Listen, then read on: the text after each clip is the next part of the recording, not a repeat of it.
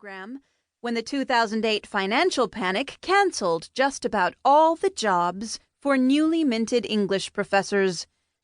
That Christmas, as I was about to graduate, turn 30, and start my belated independent life, my father died suddenly of a heart attack, a month after his 67th birthday.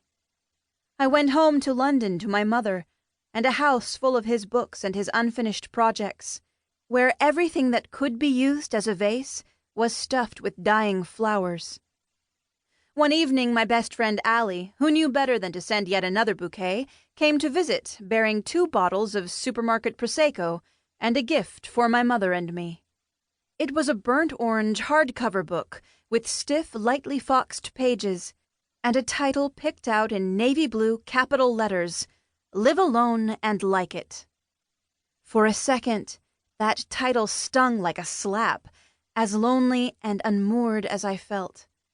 But as the 3 of us drank the wine, we began to turn the pages, taking turns reading snippets aloud from chapters called things like "A Lady and Her Liquor," and "Pleasures of a Single Bed," and the question and answer section, "Etiquette for a Lone Female."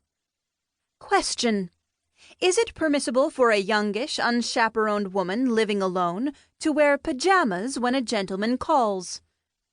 Despite my proud skepticism toward anything that could be labeled self-help, I found myself devouring the whole book and taking its lessons quietly to heart. A forgotten bestseller from 1936, "Live Alone and Like It, A Guide for the Extra Woman," to give the book its full, even less comforting title, had recently been reissued with a pale pink dust jacket. Not one to buy anything wrapped in such blatant chick-lit clothing, Allie had gone online to find this worn, jacketless original, which bore no more information about the author than her old-fashioned name, Marjorie Hillis.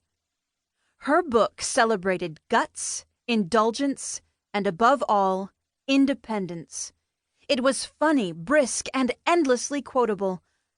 There were sections on fashion, money, cocktails, travel, and having affairs, all of which played their part in the practical and adventurous life of the woman the author nicknamed the Live Aloner.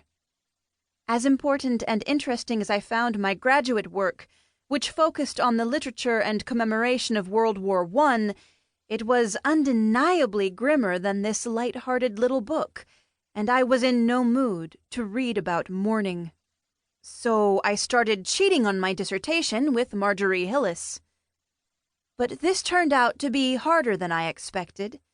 She had left only the faintest of internet traces, not even a Wikipedia page, and I could glean little beyond the fact that she had worked at Vogue in New York, and her book had been a surprise international hit. My copy, I eventually worked out, was a British translation of the American original, with references to Broadway and the Metropolitan Museum swapped out for the West End and the National Gallery.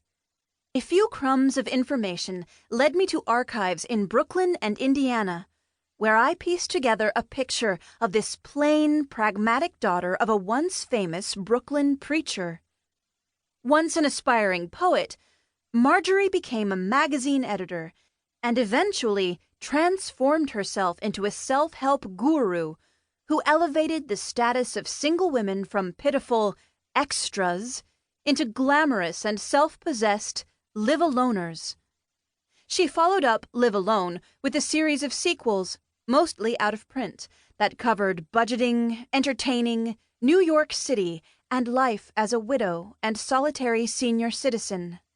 There was even an intriguing little book called Work Ends at Nightfall that turned out to be a long poem about the careers and love lives of 7 female friends in New York.